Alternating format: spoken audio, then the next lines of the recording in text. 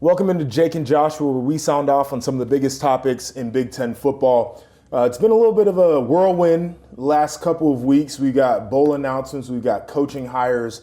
It's given us a lot to talk about. I wanted to start with the coaching hires. There was a vacancy at Nebraska, one at Wisconsin as well, and those were filled. Nebraska hiring Matt Rhule for their job, which I think is a great hire, and then Luke Fickell over there at Wisconsin. We'll start with the Nebraska side of things. When you heard the news and now that you've started to see Matt Rhule put his staff together a little bit, what are your thoughts about that? I think it was a phenomenal hire because where Nebraska at is where Matt Rhule has been in the past. Yeah. Nebraska has a history of winning, but they've been losing and unsuccessful in recent years. Matt Rhule when he went to Baylor, they were losing. Yeah. He immediately turns it around. Yeah.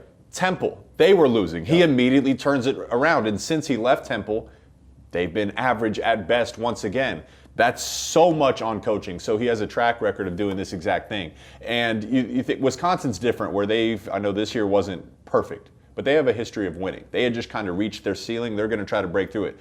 To come in and take a program that's losing and get them back to winning, I lived through it when we were 5-7 and Jim Harbaugh comes in. You need a coach that knows how to dance around the fire without getting burnt. We need to make our players uncomfortable.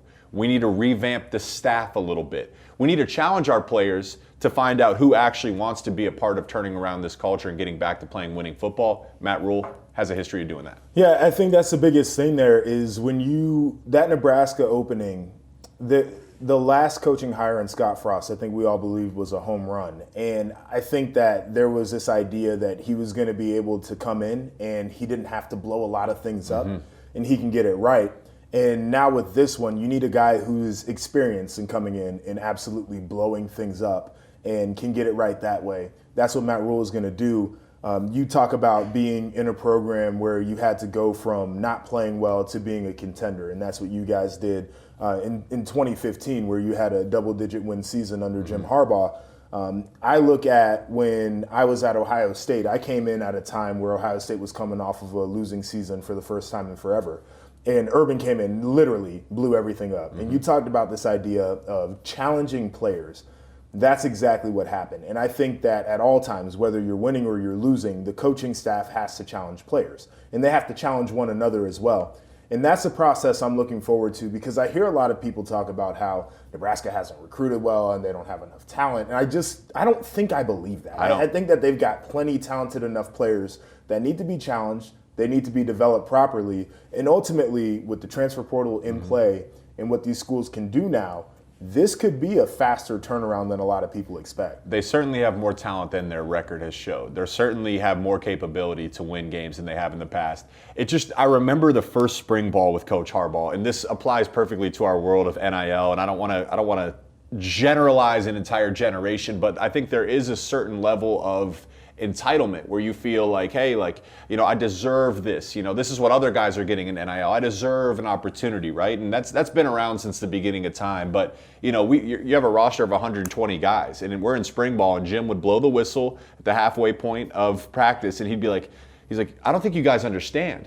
He's like, I don't need 80 of you. He's like, I don't need 100 of you. He's like, I need 22 guys. I need 11 on offense and 11 on defense. He's like, the rest of you can go. If you don't want to be here, you don't have to be here. Go leave. I need 22 warriors. And it was a wake-up call because it's like, you know what? I want to be one of those 22 guys.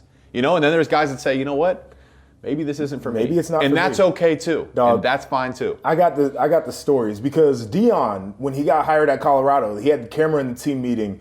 And he said, you guys can go and jump in the portal because I'm bringing my luggage and it's Louis, right? and everybody's laughing about that. I don't think people understand how common it is for a new coach to come in and challenge players by saying, I do not need you here. It would be great for me to have you here. I would love to build with you here, but you are not necessary for our plans moving forward. My first week at Ohio State, I was an early enrollee and got there at the same time Urban did. He came up to me and told me, I don't think you're ever going to play here at Ohio State. And that was a challenge from him to me as a man. You went harder in the weight room, in conditioning, in practice. Will you rise up to the occasion or will you be one of those guys that transfers? Because we had a safety on that roster. Urban had a similar conversation with him, and he went on to be an All-American safety somewhere else because he said, this ain't for me. Yeah. But that is what the process is like, and I'm very curious to see what Matt Rhule can do in balancing that. You mentioned Luke Fickell a little bit earlier. it's a different scenario there. You're right, they didn't have the year that they expected to have, but this is a team that, if I'm not mistaken, has the most wins over the college football playoff era without actually being in the college football playoff. This is the team that understands success. And so he's got a little bit of a different challenge. He built at Cincinnati. He developed at Cincinnati. He learned at Ohio State for a long time, built and developed players there. He's an Ohio guy.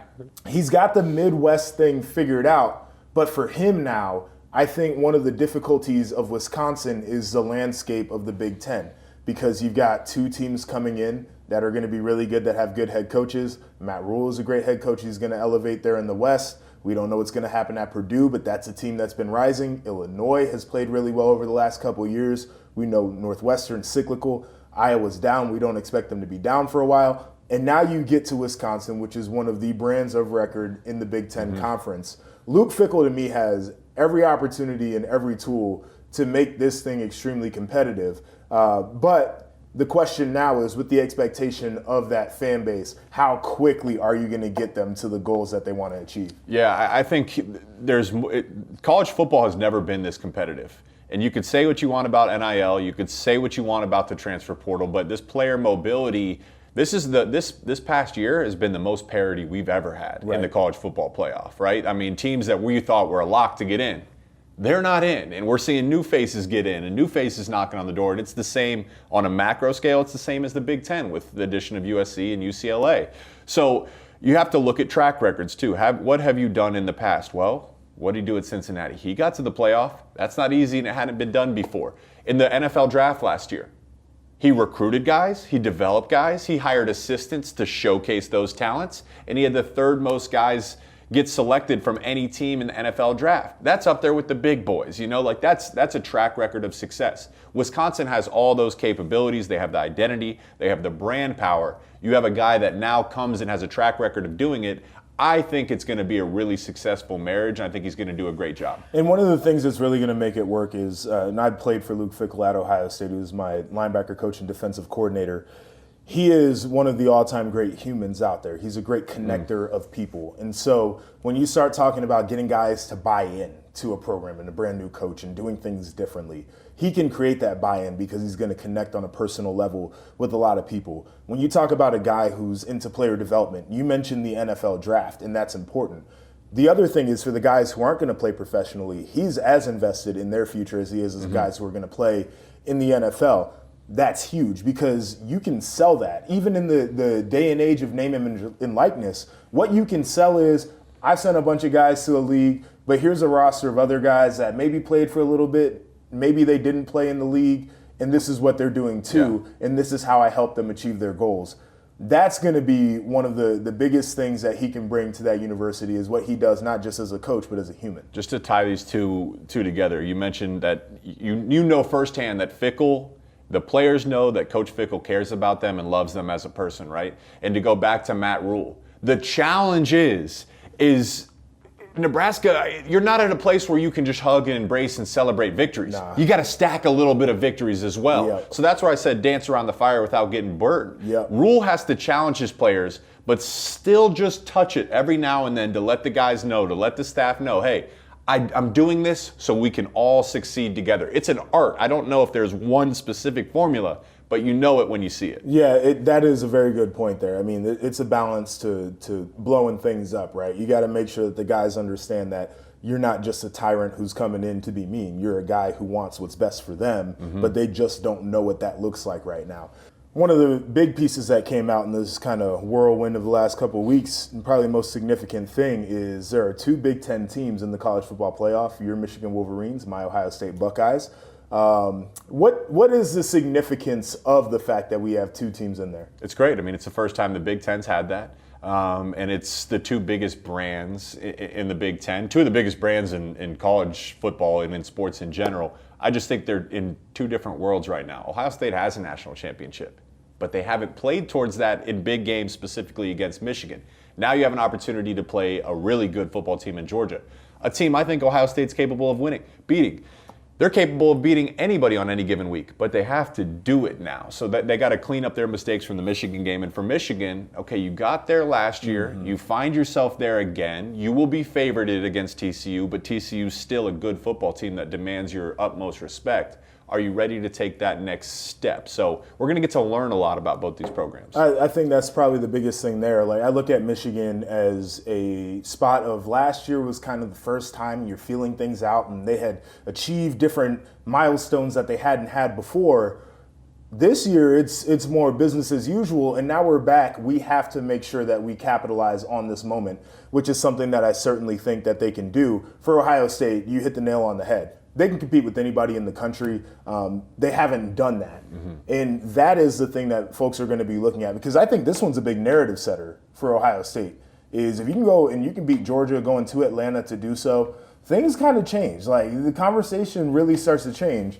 If they lose this game and they lose it the way that they've lost to Michigan these last couple of seasons, that's where the offseason becomes a lot of chatter that they don't want to have around the program. And in a sense, that's good. That's good, because you don't want to be deceived, right? I want to know exactly what I'm working with, from a head coach throughout the staff down to the players, your leadership within the locker room. You don't know who you are until you are challenged. And there's no bigger challenge than the former national champions from last year, Georgia, undefeated. They're a juggernaut.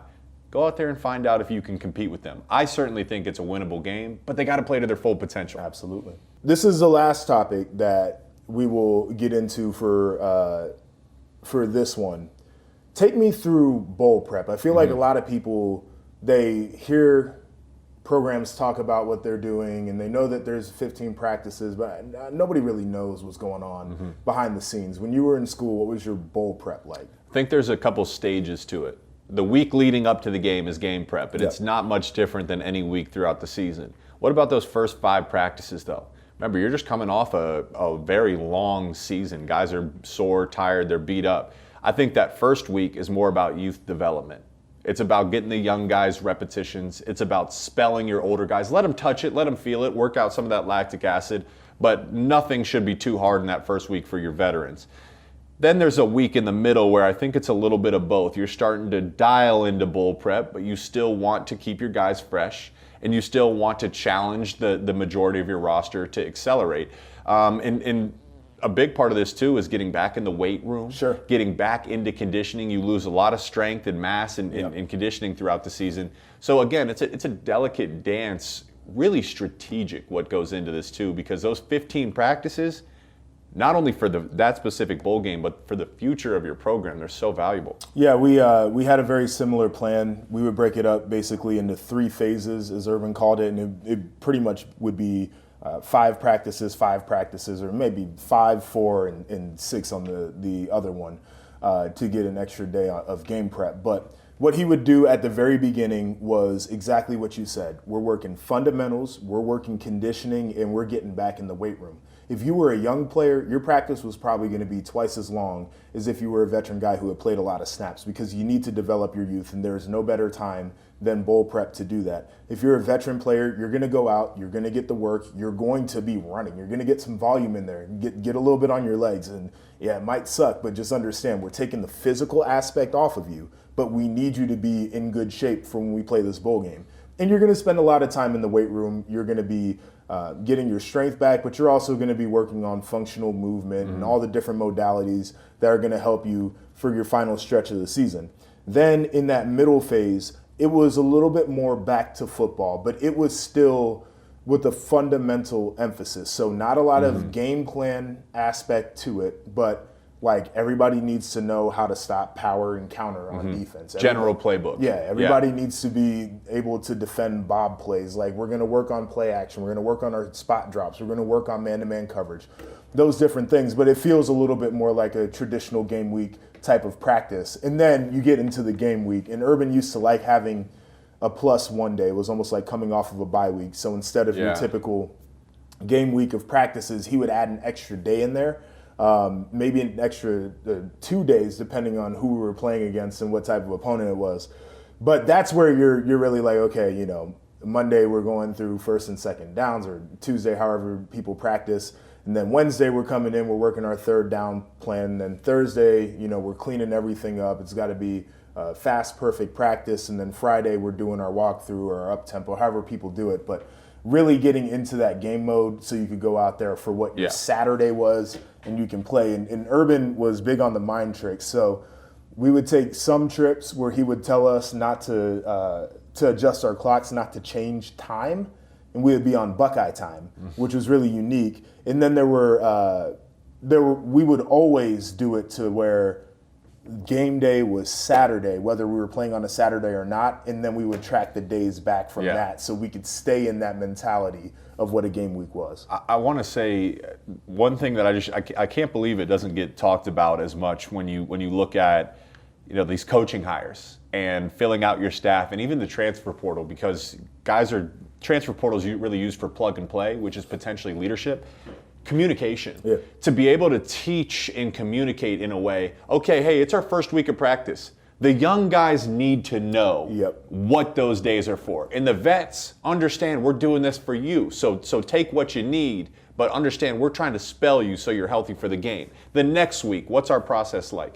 Hey, when you're working on the fundamentals of stopping power, when you're working on play action fundamentals, if you're not going 100%, that needs to be communicated. But then the guys on the field also have to say, where can I go 100%? Mentally, vocally, our communication, our schemes, and our double teams. It's little details like that. Football is it's so complex because there's so many variables. We talk about factorials, right? It all builds on itself. It's crazy, right? So to communicate matters so significantly. No, I'm totally there with you. I think it is a really significant portion of this is everybody has to be fully aligned in what the plan is to be successful and to win football games. But Jake and Joshua right here, always good, my friend. Always a pleasure.